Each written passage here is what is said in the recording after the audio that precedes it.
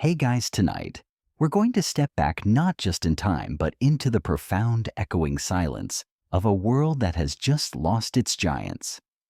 Imagine if you can standing on a hill as a thin, acrid mist begins to descend, not from a coming storm, but from a wound in the sky.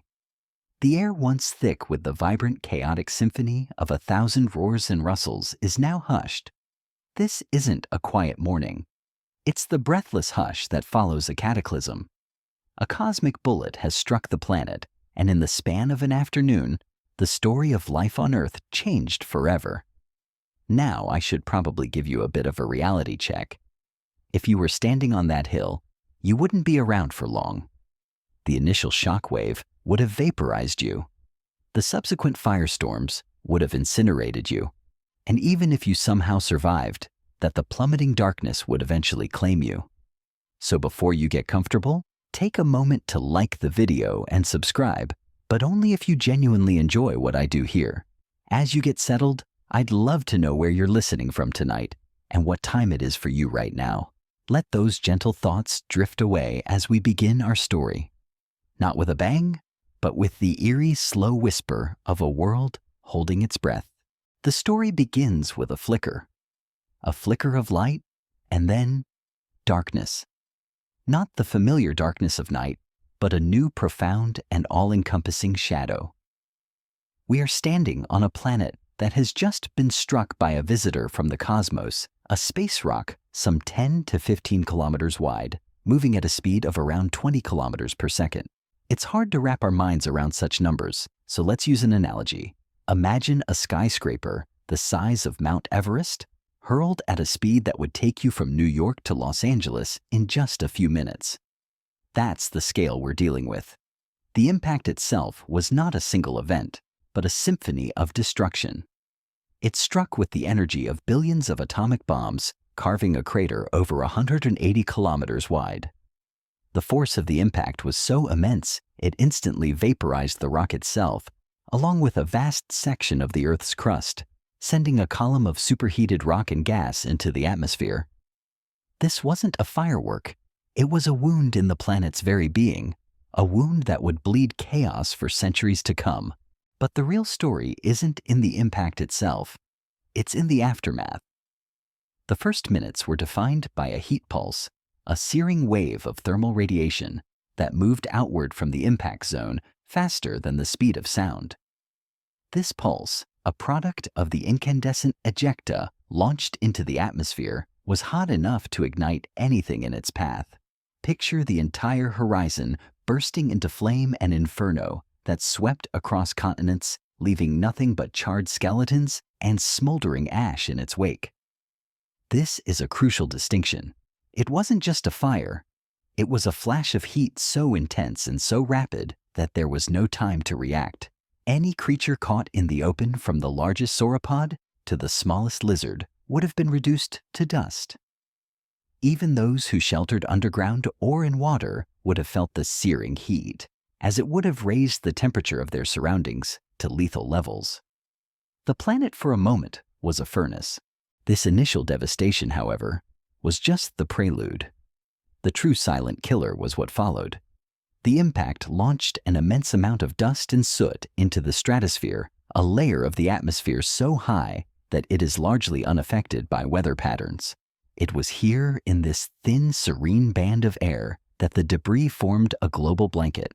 This blanket was so thick and so pervasive that it blocked out the sun. Scientists refer to this as an impact winter, or more colloquially, a nuclear winter. The analogy is a fitting one, as the physical mechanism is identical. Just as the smoke from a massive volcanic eruption can temporarily lower global temperatures, this apocalyptic dust cloud plunged the Earth into an era of sudden, profound cold. It was a sunless world where the perpetual twilight was the new dawn and dusk. The warmth of the sun, the very engine of life on our planet, was gone. This sudden cessation of light and warmth had immediate and catastrophic consequences for life. The most obvious victims were the plants. Without sunlight, the delicate and complex machinery of photosynthesis ground to a halt. It's a concept we learn in elementary school, but its implications on a global scale are staggering. Phytoplankton in the oceans, the microscopic producers at the base of the marine food chain, withered and died. On land leaves that had been reaching for the sun for millions of years simply stopped working. The intricate process of converting carbon dioxide into energy, a process we often take for granted, had ceased. Without the constant production of new sugars and starches, the botanical world began to starve.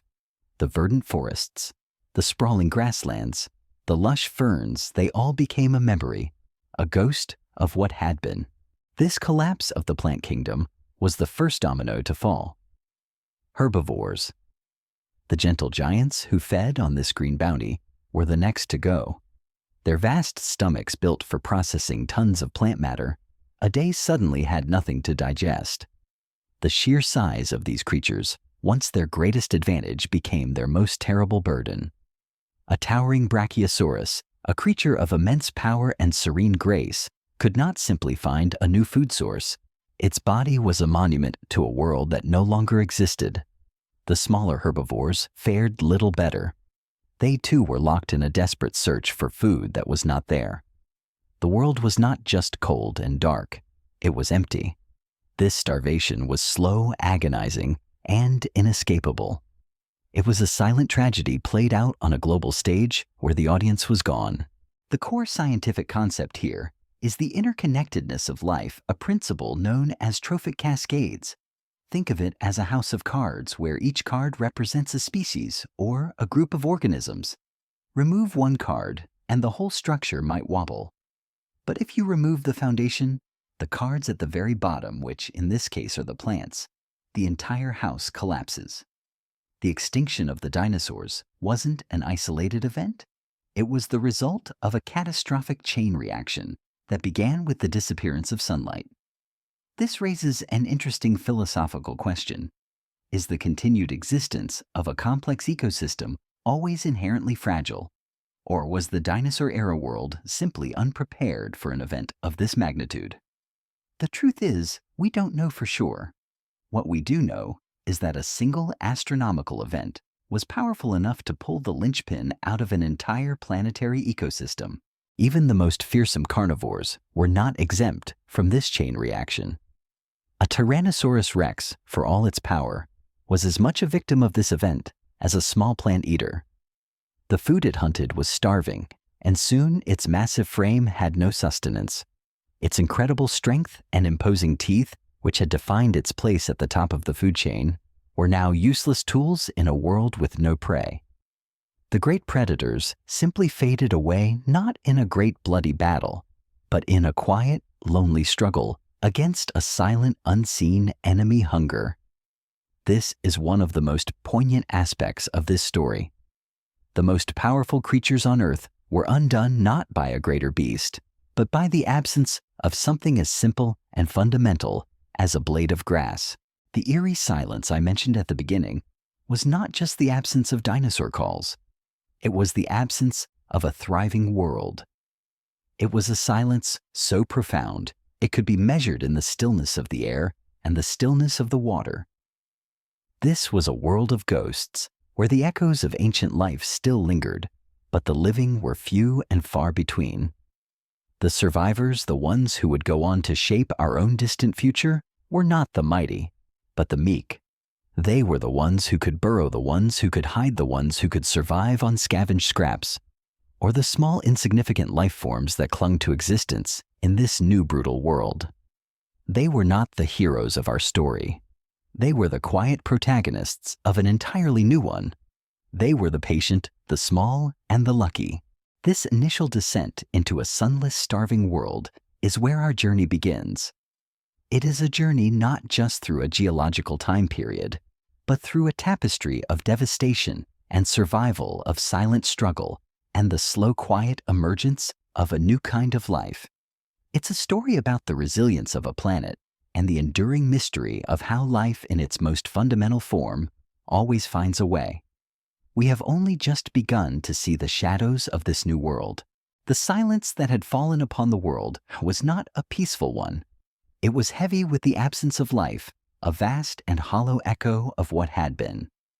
The sun, a distant memory, was now nothing more than a faint, muted glow behind a thick planetary veil of dust and soot. This global shroud was more than just a filter for light. It was a cosmic blanket that began to systematically lower the Earth's temperature. The delicate climate balance, a complex system of oceanic currents and atmospheric circulation that had kept the planet hospitable for millions of years, was now completely disrupted. Global temperatures plummeted, a sudden brutal winter that had no intention of ending. We can think of it like a delicate thermodynamic engine suddenly choked with grit and grime. The engine, no longer able to run efficiently, began to seize and cool. This wasn't a seasonal change. It was a geological one, a sudden lurch into a new glacial reality. The core scientific concept at play here is a phenomenon known as radiative forcing. Imagine the Earth as a big warm oven, constantly being heated by the sun. The atmosphere, a clear pane of glass, lets the sunlight in, but also traps some of the heat, keeping the planet cozy. The dust and soot from the impact were like smearing thick, dark mud all over that glass pane. Less sunlight could get in to heat the oven, but the thick blanket of particles also trapped some of the outgoing heat, creating a complex and chaotic thermal imbalance. The net effect, however, was a dramatic cooling. The planet plunged into an icy state, with temperatures dropping by as much as 10 to 15 degrees Celsius. This was colder than the coldest winters in modern human history, a deep, bone-chilling cold that held the planet in its icy grip for years, perhaps even decades. Snow and ice, once confined to the poles, began to creep across the continents, a silent white carpet covering the scorched earth. This prolonged period of darkness and cold was a second wave of extinction, a slow and methodical culling of everything that had survived the initial flash fires. Plants that had somehow been sheltered from the initial heat pulse, like those in deeper canyons or at the bottom of lakes, now faced a new enemy. Without sunlight, they couldn't grow. Without warmth, they couldn't survive. The world became a biological desert, a vast frozen wasteland where the only signs of life were the faint whispers of creatures struggling to find warmth and food. The fossil record of this period is a testament to this profound scarcity. There's a noticeable gap, a strangelove layer, where the vibrant, diverse fossils of the late Cretaceous suddenly stop, replaced by a much sparser and more homogeneous collection of survivors. This sudden, almost instantaneous cessation of life is one of the most sobering and powerful pieces of evidence we have for the scale of this catastrophe. One of the most fascinating and little-known facts about this period is the surprising survival of certain creatures. We've talked about the big, majestic dinosaurs, but what about the smaller, less glamorous members of the animal kingdom, the burrowers? Creatures that could dig deep into the earth, like some early mammals and lizards, were insulated from both the initial heat pulse and the subsequent deep freeze. The earth, a quiet and constant companion, offered them a sanctuary. They lived in a world beneath the world, a dark subterranean network of tunnels and burrows, subsisting on what little they could find. Perhaps they were feeding on the roots of plants that had survived, or on the carrion of larger creatures who had perished. They were not thriving. They were simply enduring. Their lives were a testament to the power of adaptation and the strategic advantage of being small and inconspicuous. This raises an interesting question. If the world had simply remained as it was, a hot, sunless desert, would a different group of species have survived? Or was the combination of fire and ice the perfect storm that selected for a very specific type of survivor? The truth is, we don't really know for sure. What we can say with certainty is that the survivors of this period were not the kings and queens of the old world. They were the humble, the meek, and the clever. Their survival was a matter of physical resilience, but also of a biological patience that the large specialized dinosaurs simply didn't possess. This period of darkness was also marked by a profound change in the planet's chemistry. The impact had launched vast quantities of sulfur into the atmosphere, a compound that, when combined with atmospheric water, created sulfuric acid. This led to a period of global acid rain. We often think of acid rain in modern terms as a localized problem caused by pollution, but this was a different beast entirely. This was a planetary event, a global shower of corrosive liquid that fell for years. It dissolved the shells of marine organisms, leached nutrients from the soil, and further poisoned the already struggling plant life. The oceans once teeming with life became a toxic soup, a silent graveyard for the vast majority of marine species. This is a subtle but crucial part of the story. It wasn't just the cold that was killing everything. It was a systematic attack on the very foundations of the ecosystem. We can visualize this by thinking of the planet as a vast, ancient library. The initial impact was like a fire that burned down the building. The subsequent darkness and cold were like a winter that froze the remains. But the acid rain was a slow, insidious corrosion, a steady drip of poison that ruined any books that might have survived the initial fire and freeze. It was a multi-pronged assault on life, a relentless and unforgiving series of events that ensured nothing would ever be the same again. It was a grand, terrible reset button, a complete reordering of the planet's biological rules. The world after the darkness was a world of strange, muted colors. The sky was not the vibrant blue we know, but a sickly sepia-toned gray.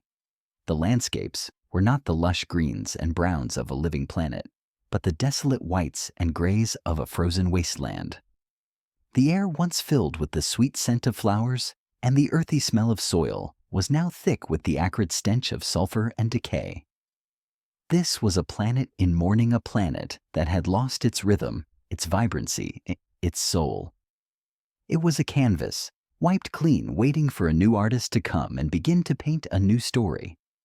But for now, for the first few centuries after the impact, it was a world of ghosts, a world of quiet suffering, and a world of profound echoing silence. The roar of the T-Rex was a memory, and in its place was only the sound of the wind, a lonely whisper across the frozen broken land. The darkness, thick and oppressive, was a heavy blanket that smothered the sounds of the world. What was left was a silence so profound it felt like a presence all its own. The roaring symphonies of the great sauropods, the sharp, percussive clicks of insect swarms, the high-pitched calls of ancient birds, all of it was gone. In their place was only the sound of the wind, a lonely, mournful whistle that scraped across a landscape of ash and frozen earth. This was the quiet after the roar, a time of profound emptiness, where the dominant sound was the sound of nothingness. For a biologist, this silence is not just the absence of noise. It's the absence of a thriving ecosystem. It's the sound of a food chain that has been broken, a network of life that has been severed. We've explored the grand sweeping changes, the impact, the darkness, the cold. But what about the small, intricate details of survival? What was happening on the ground in the quiet corners of this broken world? This is where our story shifts from the cosmic to the microscopic, from the planetary to the personal. The silence was not truly absolute. It was punctuated by the tiny, desperate scrabbling of survivors. These were not the creatures of myth and legend, but the humble, the overlooked, and the incredibly resilient. They were the small mammals that had spent the last 150 million years living in the shadows of the dinosaurs. A biological afterthought in a world ruled by giants. Think of a tiny shrew-like creature, its heart beating a frantic rhythm of fear and hunger. For generations, its ancestors had lived a nocturnal existence, scurrying through the undergrowth, their keen sense of smell and hearing honed by the constant threat of a footstep from above. Now the footsteps were gone. The colossal predators that had once defined their world had vanished. The small mammal was still a creature of the dark, but now the dark was everywhere. Its instincts, honed for a world of shadows, were now its greatest asset in this new world of perpetual twilight. It would burrow deep into the earth, a world within a world, a warm and relatively stable sanctuary against the freezing surface. It would survive on scavenged roots, dormant seeds, or perhaps even the carcasses of smaller dinosaurs that had perished. The scientific concept that helps us understand this is adaptive radiation. For 150 million years, mammals had been largely confined to a small specialized niche. They were a bit player in the grand drama of the Mesozoic era. Their body plans were limited, their sizes were small, and their ecological roles were defined by the presence of the dinosaurs. But suddenly, in the geological blink of an eye, the competition was gone. The grand stage was empty, and the spotlight was now on these small, unassuming actors. The ecological niches, the specific roles that each species plays in an ecosystem, were now wide open. The absence of a predator at the top of the food chain, a phenomenon known as ecological release, created an unprecedented opportunity for these survivors. This raises a fascinating and profound question. What if the dinosaurs had never gone extinct? Would we as humans be here today? The truth is, we don't really know for sure, but it is highly unlikely. Our story, the story of primates, of hominids, of humanity, is inextricably linked to the death of the dinosaurs. Without that catastrophic event, mammals might have continued their existence as small furtive creatures in the shadows, never having the opportunity to grow, diversify, and eventually evolve into the complex beings that we are. The fall of one empire was the birth of another. This period was also marked by a strange and poignant stillness. The very air was different. The immense pressure waves from the impact had likely created a phenomenon known as a shockwave blackout, a period where atmospheric electricity was so disrupted that lightning and other electrical phenomena were suppressed. The skies, a canvas of perpetually dim light, were also eerily still, with none of the dramatic storms and violent weather we are used to. It was a world in a state of suspended animation, a quiet pause between two very different eras. This strange atmospheric quietude might have lasted for years, maybe even a decade. Imagine a world without the flash and thunder of a storm, a world where the sky itself was as numb and lifeless as the earth below. It's a sobering thought, a world devoid of one of nature's most dramatic and powerful displays. The quiet was not just a sensory experience, it was a biological one. The very mechanisms of life which had been humming along for millions of years were now sputtering and struggling. The small mammals, the ones who would inherit the earth, were not living in a utopia. Their lives were a constant, desperate struggle. They were living on the very edge of survival. Their populations decimated, their food sources scarce, but their small size and rapid reproductive cycles gave them a crucial advantage. A large dinosaur might take a decade to reach maturity, but a small mammal could have a new generation in a matter of months. This meant that while their individual lives were precarious, the species as a whole had a better chance of adapting and surviving. They could evolve and change at a much faster rate, a powerful engine of resilience in a world of chaos. This is a beautiful example of a lesser-known scientific truth that in times of great change, it is often the small, flexible, and seemingly insignificant who are the most likely to endure. The grand specialized titans of the past were prisoners of their own success. Their sheer size and intricate biological needs made them brittle in the face of a cataclysm.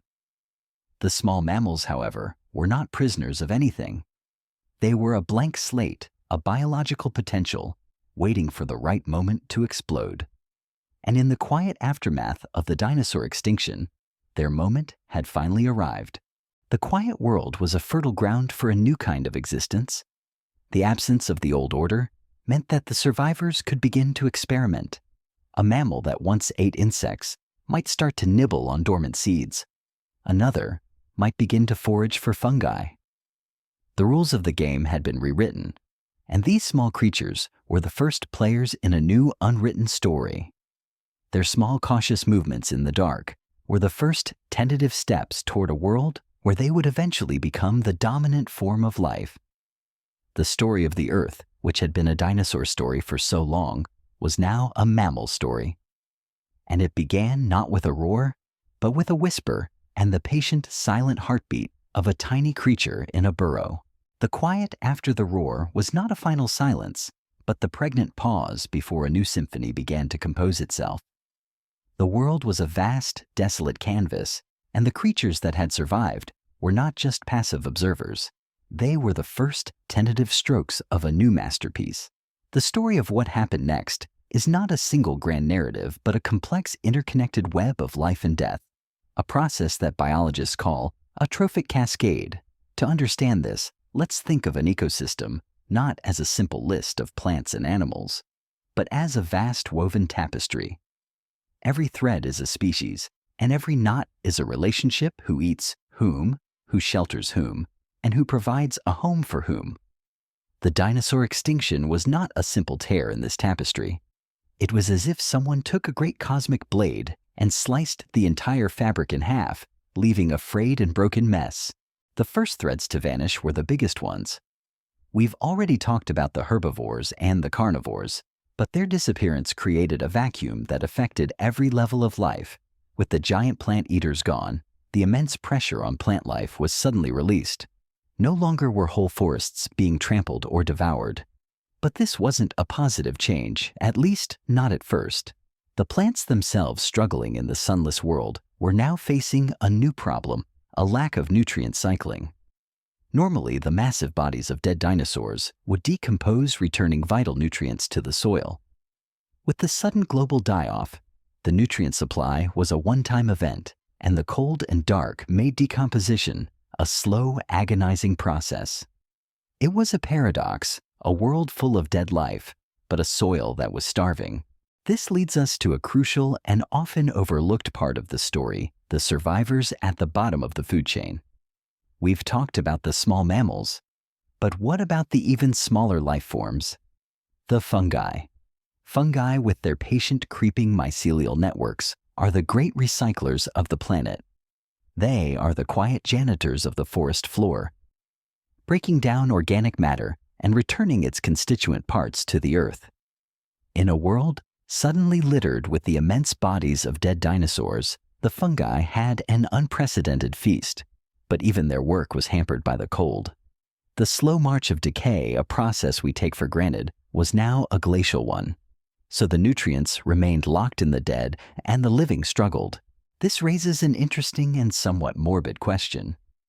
What would a world of fungal abundance look like? A world where the primary visible life forms were not great animals or lush plants, but vast networks of mushroom-like growths, feasting on the remains of the past.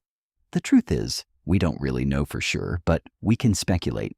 It would have been a strange and silent world, a fungal twilight where the colors were muted and the dominant sense was the earthy smell of decay. This is a subtle but powerful part of the story, a reminder that the planet's recovery was not just about the big animals returning, but about the slow, invisible work of tiny organisms resetting the biological clock. The oceans also experienced a profound trophic cascade. The marine food chain is built on the foundation of phytoplankton, microscopic organisms that, like plants, use sunlight to create energy. With the sun gone, the phytoplankton died off almost instantly. This was the catastrophic collapse of the entire marine food web. The small fish that fed on the phytoplankton starved, the larger fish that fed on the small fish starved, and the giant marine reptiles, the ancient rulers of the seas, had nothing left to eat. The oceans for a time were a vast, empty graveyard. This is one of the most sobering and complete extinctions in the entire fossil record. The sudden total disappearance of marine plankton is so stark that it forms a clear and unmistakable boundary in the rock layers, a silent line drawn in stone that marks the end of an era. Remember how we talked about the acid rain? It also played a role in this oceanic catastrophe. Many marine organisms, from corals to mollusks, build their skeletons and shells out of calcium carbonate. Acid rain, being acidic, dissolves calcium carbonate. So even if the phytoplankton had somehow survived, the very structure of the marine ecosystem would have been under attack. The reefs, the great underwater cities of the ocean, would have crumbled. The world was being stripped bare from the top down and from the bottom up, a systematic and relentless dismantling of life's intricate structures. This leads us to another core scientific principle: the importance of keystone species. A keystone species is a species that has a disproportionately large effect on its environment relative to its abundance. Think of an arch. The keystone is the one stone at the top that holds the entire structure together. In a healthy ecosystem, there are many keystone species, from predators that keep prey populations in check to plants that provide vital habitat. In the aftermath of the impact, the keystone species were gone. The entire biological arch had collapsed, and the remaining stones, the survivor species, were just scattered rubble, struggling to find a new arrangement. The small mammals, the ones we left in their burrows, were the last resilient threads of this shattered tapestry. They were not keystone species. They were the humble, the versatile, the threads that could be woven into any new design. Their survival was a testament to the power of being generalists, of not being too specialized, of being able to eat a little bit of everything and live a little bit of everywhere. It was a stark contrast to the highly specialized diets and lifestyles of the great dinosaurs, whose very adaptations had become their undoing. The planet was a world in a state of suspended animation, a slow, patient, and methodical dismantling of a 150 million-year-old ecosystem.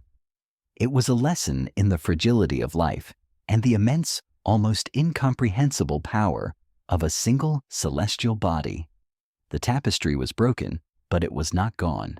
The threads were scattered, but they were still there, waiting for the sun to return, for the warmth to come back, and for a new story to be woven. The quiet after the roar was a time of immense loss, but it was also a time of immense possibility. A biological tabula rasa, or blank slate, waiting to be written upon by the hand of a new age. And in the depths of this cold and silent world, the first quiet stirrings of that new age were already beginning to be felt. The world of ash and ice was a place of profound despair, yet even in this darkest of hours, life found a way to stubbornly persist. The story of what happened next is a testament to the quiet, unyielding power of patience. While the great dinosaurs had been wiped from the face of the earth, their botanical counterparts had a secret weapon: time. The plant kingdom, a vast and ancient family, had perfected the art of waiting. They didn't have to run from the heat or find a new source of food. They simply had to endure, to hold on, to wait for the sun to return. This is where we encounter the core scientific concept of ecological succession, a gradual, predictable process by which an ecosystem recovers from a disturbance. But this was no ordinary disturbance. It was a planetary reset, and the first stage of recovery began not with a grand blossoming, but with the patient seed. Imagine the scorched earth, a landscape of black and gray, broken only by the occasional skeleton of a tree. The wind, once a gentle rustle through leaves, now carried only dust and the haunting memories of a forest. Yet hidden beneath this desolate surface, a quiet miracle was taking place. Many plants had a survival strategy that didn't involve above-ground growth. They had roots and rhizomes, underground stems, that could store energy and nutrients waiting for a better day. Others had created seeds, tiny time capsules of life encased in a hard protective shell. These seeds lay dormant in the soil, a deep, patient slumber that would last for years, decades, or even centuries. They were a testament to the planet's resilience, a silent promise that life would return. This brings up a little-known but fascinating fact: many seeds actually require a cataclysmic event to germinate. Some plants, for instance, have seeds that will only sprout after a fire. The heat cracks their hard shells, and the ash provides a nutrient-rich bed. The post-impact world, with its global wildfires and subsequent nutrient-rich ash, was in a strange and terrible way a perfect incubator for these fire-adapted plants. It's a beautifully ironic twist of fate, a brutal act of destruction that also sowed the seeds of a new beginning. We don't really know for sure which plants had this specific adaptation, but the fossil record suggests that ferns and certain fast-growing pioneer plants were among the first to reappear, their humble fronds unfurling from the barren soil. This raises a deeper, more philosophical question. Does life inherently contain within it the seeds of its own renewal even in the face of total destruction? Or is survival simply a matter of chance, a cosmic lottery where only a few lucky tickets are drawn? The truth is, we don't really know for sure, but the story of the patient seed suggests a powerful combination of both. The genetic code for resilience was already there, a quiet whisper in the DNA of ancient plants, but it took a catastrophic event to awaken it. The seeds of the past became the promise of the future, a testament to the enduring power of biological preparedness. The first green shoots to emerge from the blackened soil would have been a sight to behold, a splash of color in a monochromatic world. But their struggle was far from over. The global cold and the lack of sunlight meant that their growth was agonizingly slow. They were not growing in a lush, healthy ecosystem, but in a world that was still fighting for its life. The ground was still frozen, the air was still thick with dust, and the sky was still a pale, sickly gray. These first plants were pioneers, the brave new settlers in a broken land. They had to survive on the smallest amounts of light, a faint, diffuse glow that filtered through the atmospheric veil.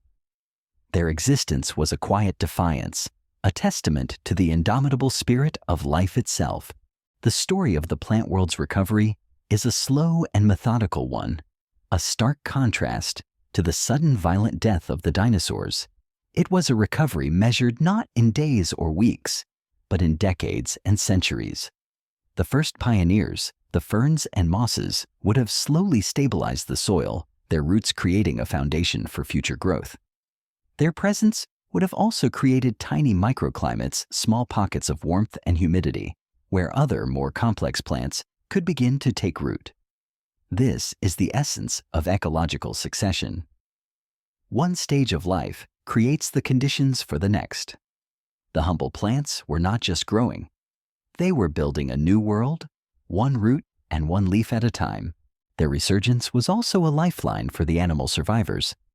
The small mammals we talked about earlier, the ones living in their burrows, would have eventually ventured out to forage on these new plants. The new flora, in turn, would have provided a new source of food, a new source of shelter, and a new foundation for a new food chain. The world was beginning to breathe again, a long, slow, and gasping breath that would take thousands of years to fully exhale. The silence was beginning to fill with the soft rustle of new leaves, the gentle hum of new insects, and the quiet footfalls of creatures no longer hiding in the dark.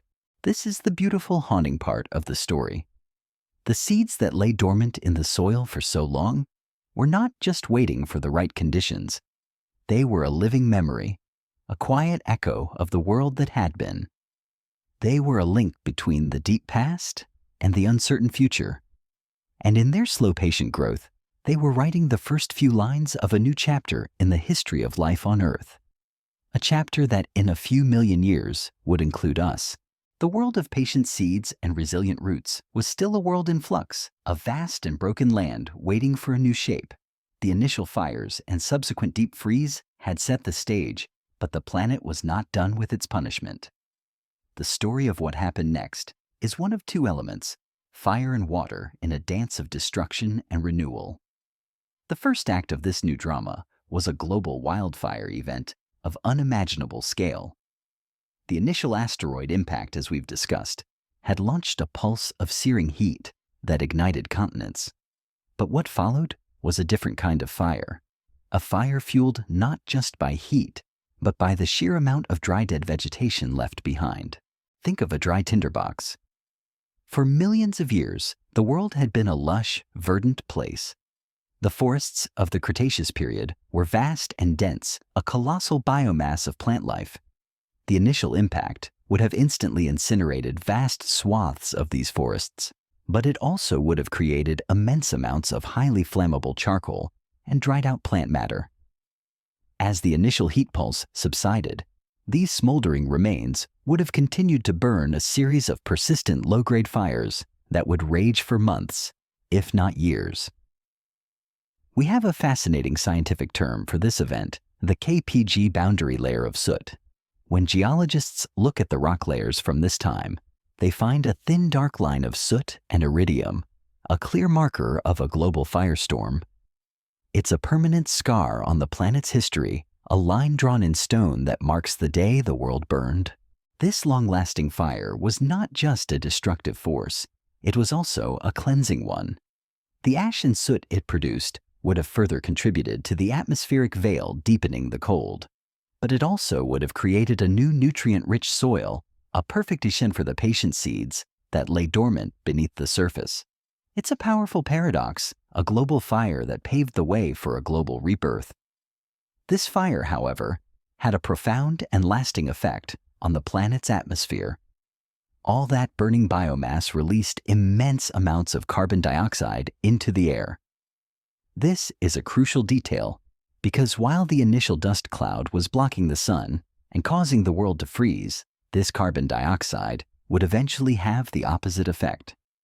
It was a ticking time bomb of climate change, a silent and insidious force that would come into play once the dust settled.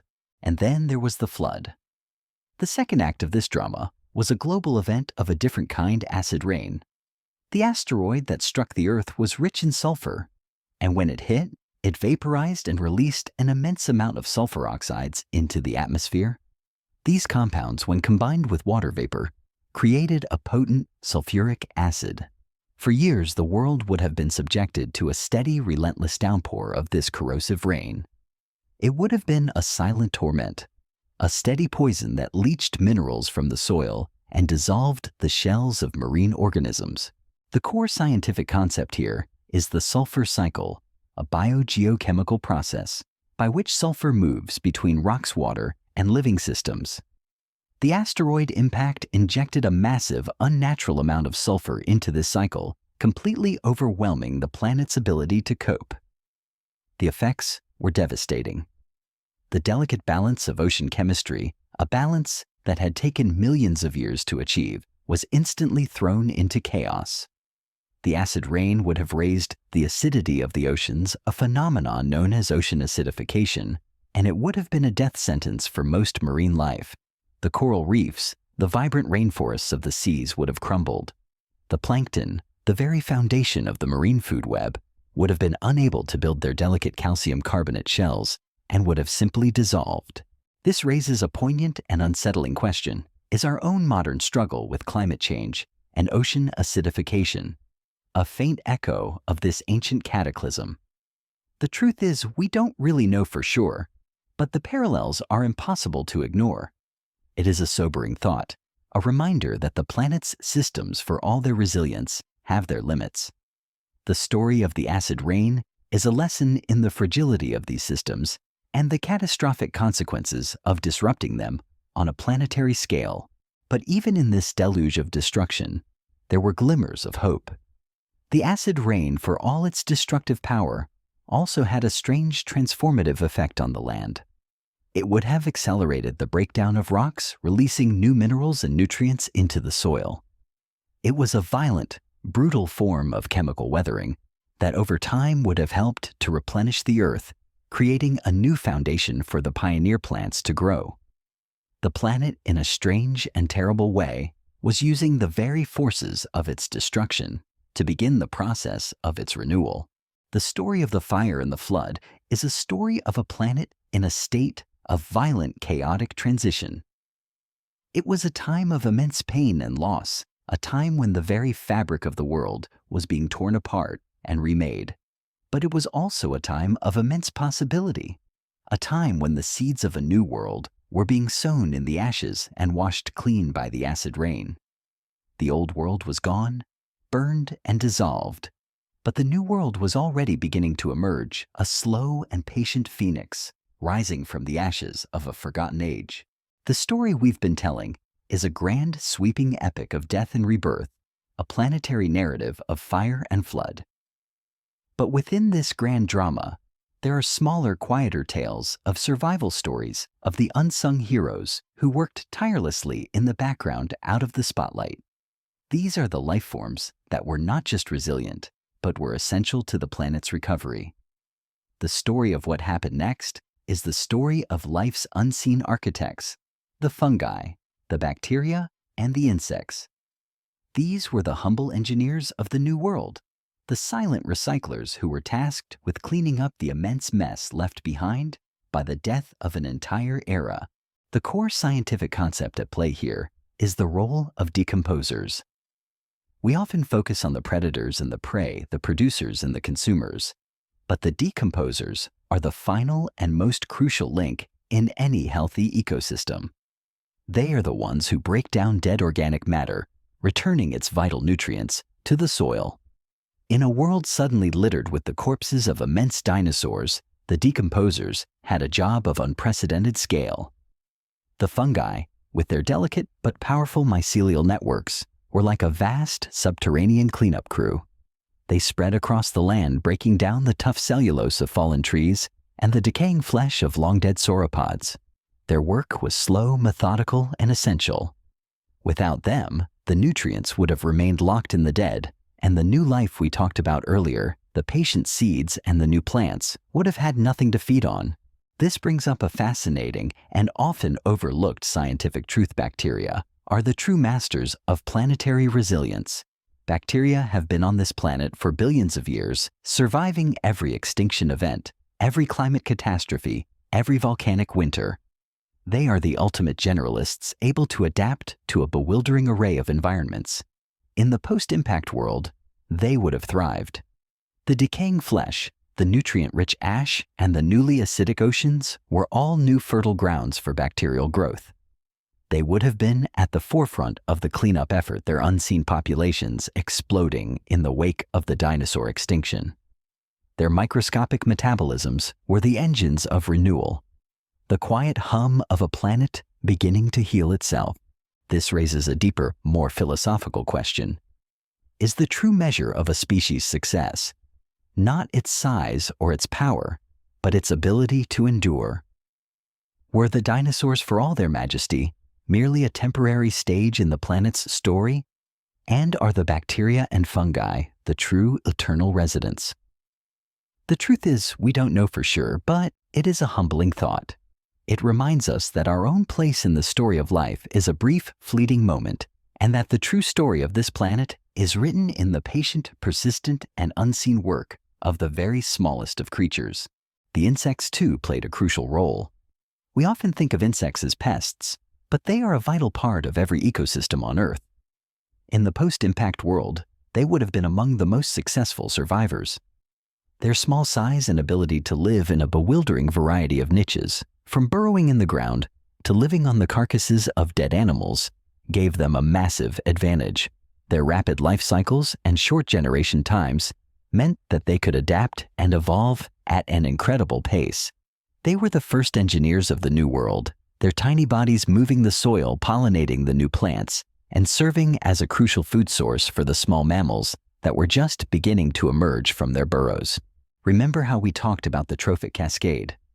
The decomposers were the ones who reversed it. They took the broken, shattered remains of the old world and slowly, painstakingly, began to rebuild it from the ground up. Their work was not flashy or dramatic. It was a slow, quiet, and deliberate process, a biological healing that took place out of sight in the soil and in the depths of the ocean. The death of the dinosaurs was a grand, catastrophic spectacle, but the rebirth of the planet was a quiet, unassuming miracle, a testament to the power of the small and the patient.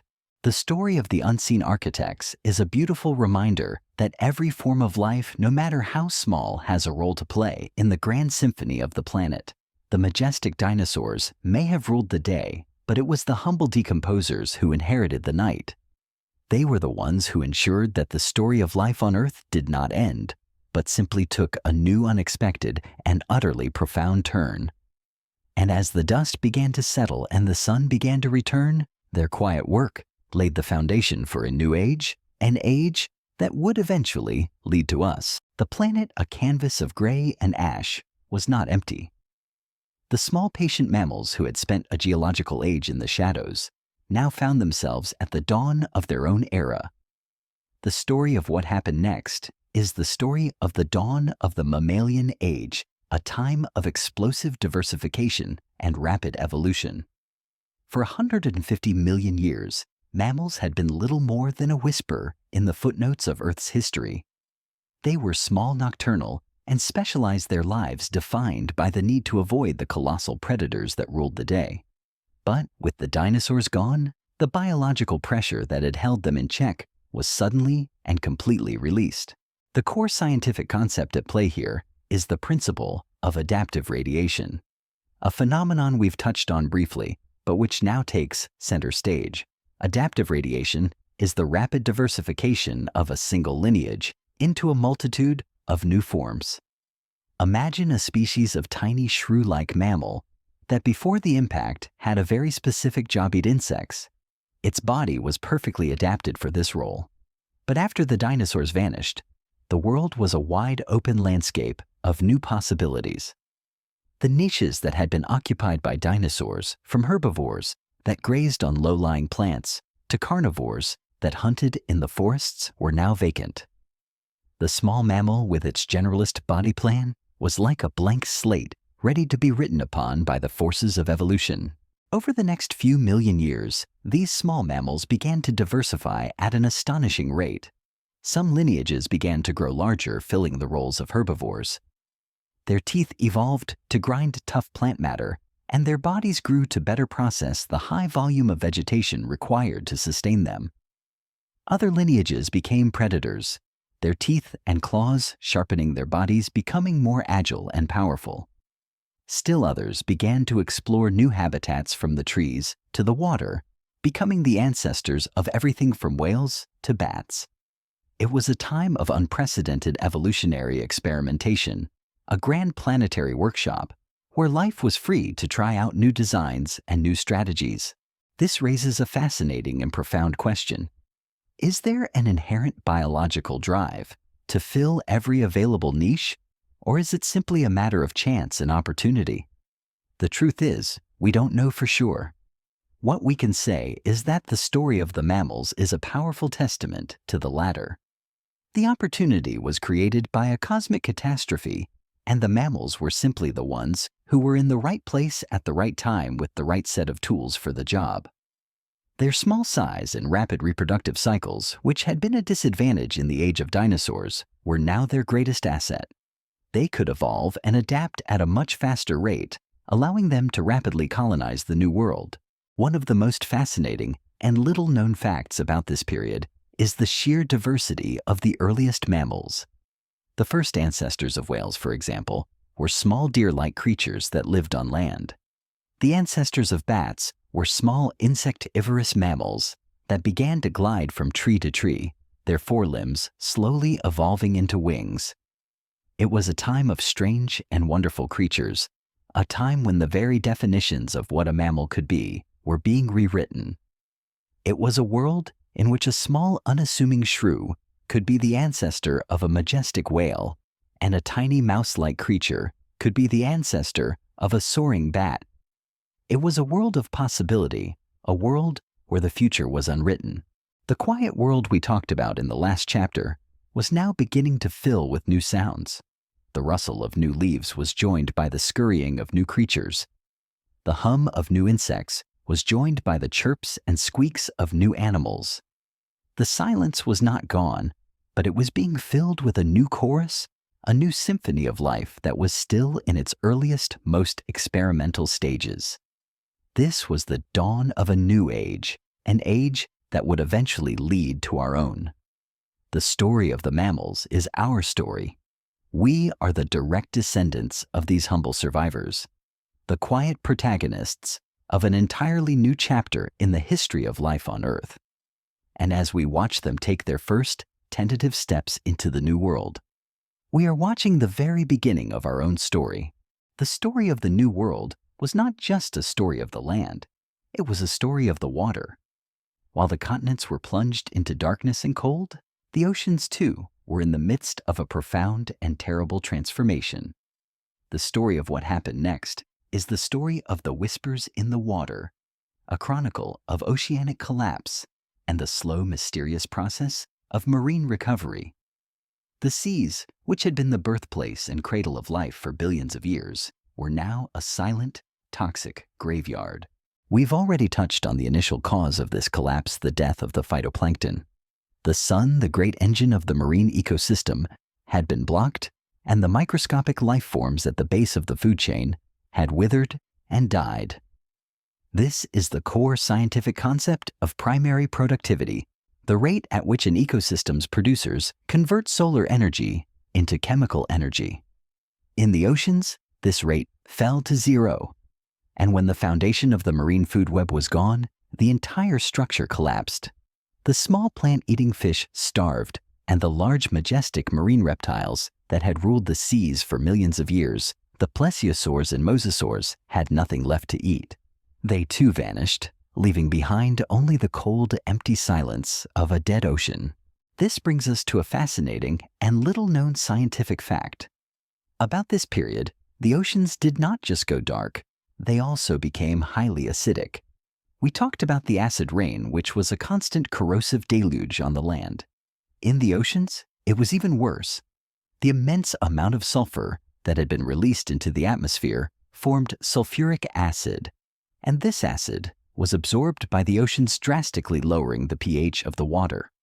For most marine life, this was a death sentence. Creatures that build shells or skeletons out of calcium carbonate from corals to clams would have found it impossible to do so. The delicate process of forming a shell in an acidic environment is like trying to build a house in a constant downpour. The materials simply dissolve before you can put them together. This raises an interesting and somewhat unsettling question. Can an ecosystem ever truly recover from a complete and total collapse of its primary producers? The truth is, we don't really know for sure. The scale of this marine extinction was so vast and so complete that it has few parallels in the fossil record. The recovery of the oceans was not a simple matter of new species evolving. It was a matter of the entire system resetting itself. The silent ocean floor was a repository of dead life, a vast and nutrient-rich bed of sediment. And in the depths of this darkness, the first stirrings of new life were beginning to be felt. The recovery of the oceans was a slow and patient process, a testament to the quiet power of life's persistence. Once the dust from the impact began to settle and the sun began to slowly return, the first phytoplankton to reappear would have found themselves in a strange new world. The nutrient-rich waters, a product of the dead life that had settled on the ocean floor, were a perfect breeding ground. The new phytoplankton would have grown and bloomed in a way that had not been possible for millions of years.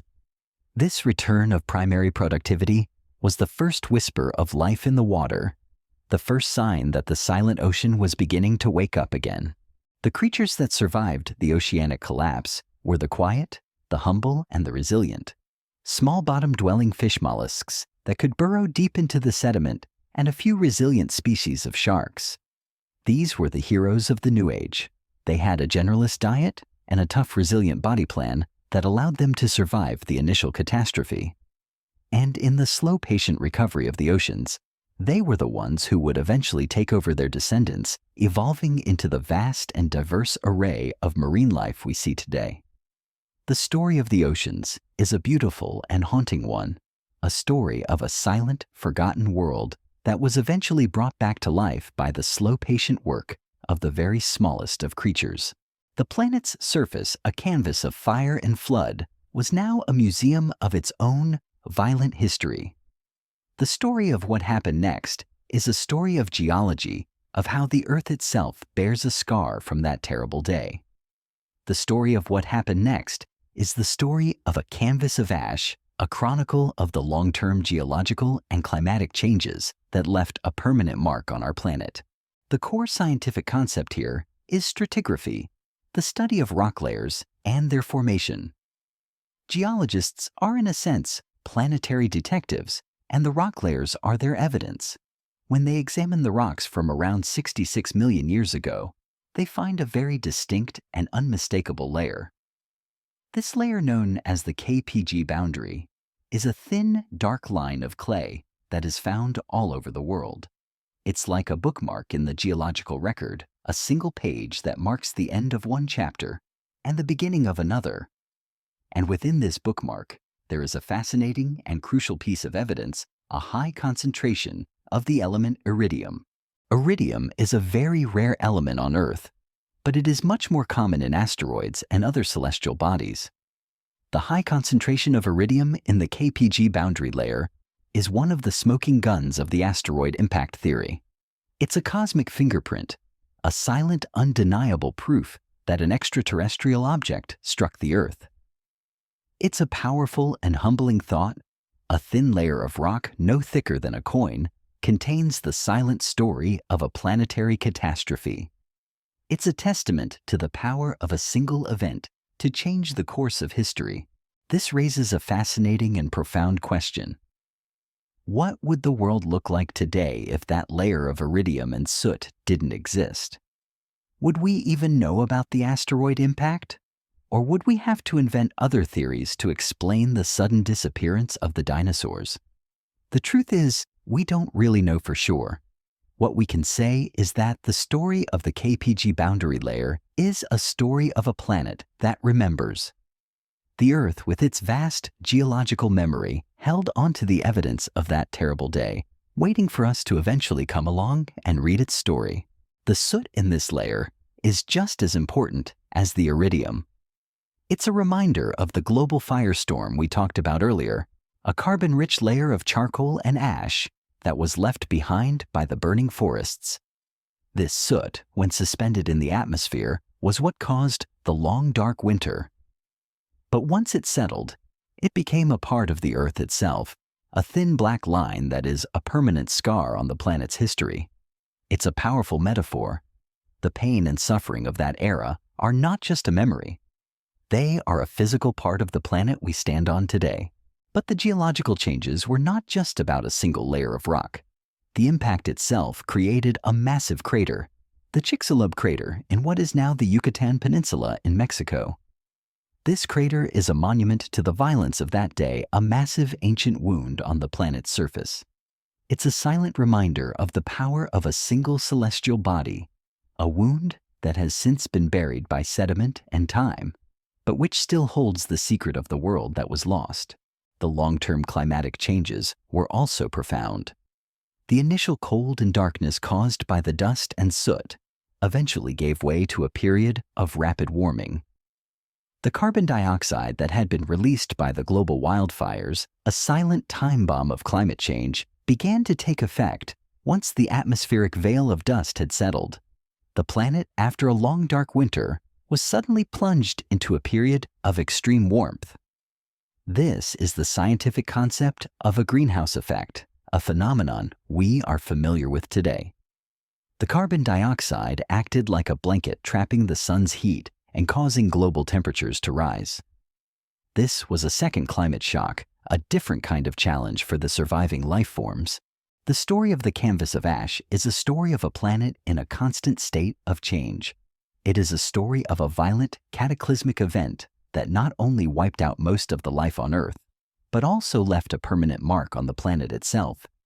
It's a reminder that the world we live on is not a static, unchanging place, but a living, breathing, and ever-evolving story, a story that is written in the very rocks beneath our feet.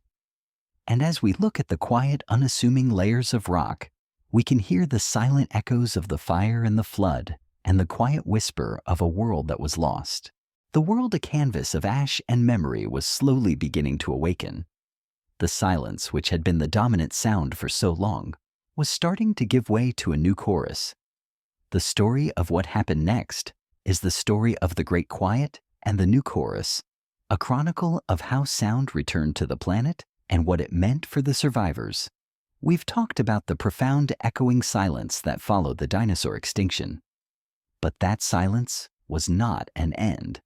It was a beginning, a clean slate for a new kind of symphony.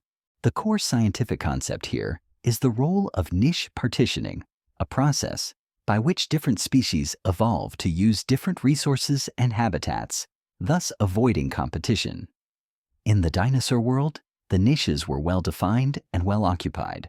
The air was filled with the sounds of pterosaurs, the ground with the roars of dinosaurs, and the forests with the calls of ancient birds. But in the post-impact world, all of those niches were suddenly empty. The small mammals that had survived were not just filling these niches, they were creating new ones. Their new sounds were not the grand booming roars of the old world. They were the quiet, tentative chirps and rustles of a new beginning.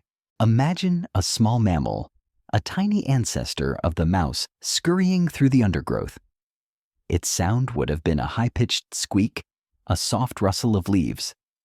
This sound, in the great quiet of the post-impact world, would have been a beacon of life, a quiet promise that the world was beginning to breathe again. These new sounds were not just a random collection of noises. They were a new language, a new way of communicating, a new way of living, in a world that was still recovering from a terrible wound. This raises an interesting and somewhat beautiful question. What did the world sound like in the first few decades after the extinction? Was it a world of ghostly echoes where the wind carried the silent memories of a lost era? Or was it a world of profound, unsettling quiet, a quiet that was only broken by the tiny, desperate sounds of the survivors? The truth is, we don't know for sure, but the story of the new chorus suggests a powerful combination of both. The world was not just silent, it was a world of memory, a world where the old sounds were gone, but their absence was a constant, haunting presence. And into that silence, the new chorus began to sing a quiet, hopeful melody that would eventually become the vibrant symphony of our own world. One of the most fascinating and little-known facts about this period is the surprising resilience of birds. Birds are, in fact, the direct descendants of dinosaurs. While most of their larger, more fearsome relatives were wiped out, some small, agile, and generalist bird species managed to survive. They were, in a sense, a living bridge between the old world and the new. Their calls, their chirps, their songs would have been a continuation of the old chorus, a living memory of the dinosaur age. But their song would have been different, quieter, and more tentative, a song of survival in a world that was still recovering from a cataclysm. The new chorus was not just about sound. It was about the return of communication, the return of social bonds, and the return of community. The small mammals, as they began to diversify and grow, would have formed new social groups, their sounds becoming a new language of cooperation and survival. The birds, in their quiet way, would have begun to form new flocks, their calls becoming a new language of warning and belonging. The quiet, desolate world was slowly beginning to fill with a new kind of life, a life that was not just surviving, but was beginning to build a new society, a new culture, a new world. The story of the new chorus is a powerful reminder that life is not just a biological process. It is a social and cultural one. It is a story of how life in its most fundamental form is about communication, about connection, and about the shared experience of living in a world that is constantly changing. The quiet after the roar was a time of immense loss, but it was also a time of immense possibility, a time when the first quiet whispers of a new age were beginning to be heard. And as we listen to the sounds of our own world today, the chirps of birds, the rustle of leaves, the quiet hum of 1,000 different creatures, we are listening to the echoes of that new chorus, a song that was born in the quiet and the dark, and which has been singing ever since. The new chorus, a tentative melody of chirps and rustles, was the first sign of a world in recovery. But the new world, for all its quiet promise, was also a world haunted by its past. The story of what happened next is the story of the ghost of what was a philosophical journey into the concept of genetic memory, and how the surviving species carried the silent echoes of the dinosaur age within their DNA. We are not just the product of what came after the extinction. We are also, in a strange and profound way, the product of what came before. The core scientific concept here is vestigial structures, which are remnants of organs or behaviors that were once useful to an ancestor, but are no longer so. Think of the tiny pelvic bones in a whale, a silent testament to a time when its ancestors walked on land. The survivors of the dinosaur extinction, from the small mammals to the resilient birds, were full of these ghostly echoes. Their very existence was a tribute to the world that had been a quiet memory encoded in their genes. For example, the nocturnal habits of early mammals, which we've discussed, were a perfect adaptation for a world where daylight was ruled by dinosaurs. But even after the dinosaurs were gone, these habits persisted. Their small, sharp teeth, their keen sense of smell, their reliance on hearing over sight. All of these were not just random traits. They were the silent echoes of a time when their very survival depended on living in the shadows. The ghost of the dinosaur age was not a literal one. It was a biological one, a silent presence in the very DNA of the creatures that would eventually inherit the Earth. This raises a fascinating and profound question. Do we as humans carry any of these ghosts within us? Are our own deep unconscious fears, our fear of the dark, our fear of predators, a distant quiet echo of a time when our ancestors lived in the shadows? The truth is, we don't know for sure, but the story of genetic memory suggests a powerful connection. We are not just a product of our own history. We are also a product of the deep ancient history of our planet. The ghost of what was is a part of us, a silent memory that connects us to a time when our ancestors were small, timid, and living in a world ruled by giants. One of the most fascinating and little-known facts about this period is the strange, almost dreamlike quality of the post-impact world. For millions of years, the world had been a place of constant threat, a place where the fear of being eaten was a daily reality. But after the extinction, that fear was suddenly gone. The world was now a place of possibility, a place where a small mammal could venture out into the daylight without the constant threat of a footstep from above. This sudden shift in the emotional landscape of the planet would have had a profound effect on the survivors. It would have allowed them to evolve, not just physically, but emotionally, to shed the constant fear that had defined their lives for so long. The ghost of what was is a beautiful and haunting part of the story. It is a reminder that the past is not a foreign country. It is a part of us. The silent echoes of the dinosaur age are not just a memory in the rocks. They are a living, breathing part of the creatures that survived. And as we watch the small mammals and the resilient birds begin to explore their new world, we are watching them not just build a new future, but also come to terms with a shared, silent, and profound past. It is a story of resilience, but it is also a story of memory, a story of how the past, in its own quiet way, is always a part of the present. The quiet echoes of the past were now slowly fading, replaced by the tentative stirrings of a new future. The story of what happened next is a story of the slow climb from the abyss, a chronicle of the decades and centuries following the extinction event. This was not a time of dramatic sudden change, but a time of slow, patient, and methodical recovery. The world was not being rebuilt overnight. It was being coaxed back to life, one root and one leaf at a time. The core scientific concept here is secondary succession, a process we touched on earlier, but which now takes center stage. Secondary succession is the process by which an ecosystem recovers after a major disturbance like a forest fire or a flood. In the post-impact world, this process was playing out on a planetary scale.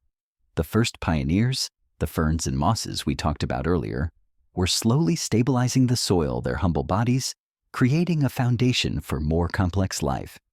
They were followed by grasses and flowering plants, which in turn were followed by small shrubs and then eventually by trees. This was not a sprint. It was a marathon, a slow and patient climb from the abyss of a broken world. This raises a fascinating and somewhat humbling question. How long did it take for the forests to return? The truth is, we don't know for sure, but the fossil record suggests that it was a very long time. It would have taken thousands, if not tens of thousands of years, for the world to regain anything resembling its pre-impact verdancy. Imagine a world where the horizon is not filled with the tall green silhouettes of trees, but with a low, scrubby carpet of new life. It's a sobering thought, a reminder that the planet's resilience, for all its power, is not instantaneous. The scars of that terrible day were not just on the rocks. They were on the very landscape itself, a landscape that would take a geological age to heal. One of the most fascinating and little-known facts about this period is the role of the small mammals in this slow recovery. As the new plants began to grow, they provided a new source of food and shelter for the animal survivors. The small mammals with their generalist diets would have been the first to take advantage of this new bounty. Their digging and foraging would have helped to aerate the soil, their waste would have provided new nutrients, and their movements would have helped to disperse the seeds of the new plants. They were not just passive observers of the recovery. They were active participants, a crucial part of the healing process. The slow climb from the abyss was a testament to the power of cooperation, a silent, unspoken alliance between the plants and the animals. The plants provided the food and the shelter, and the animals provided the dispersal and the fertilization. It was a beautiful symbiotic dance, a quiet partnership that was rebuilding the world one tiny, humble step at a time. The world was not just a collection of individual species. It was a vast, interconnected network of life, and the recovery was a testament to the power of that network. The story of the slow climb from the abyss is a powerful reminder that the story of our planet is not just a story of grand cataclysmic events. It is also a story of slow, patient, and methodical change. It is a story of resilience, of cooperation, and of the enduring power of life to find a way even in the darkest of hours. And as we watch the world slowly heal itself, we are watching the very beginning of our own story, a story that was born in the ashes and grew in the patient silence of a recovering planet. The world, a testament to resilience and slow recovery, was now a place of new beginnings.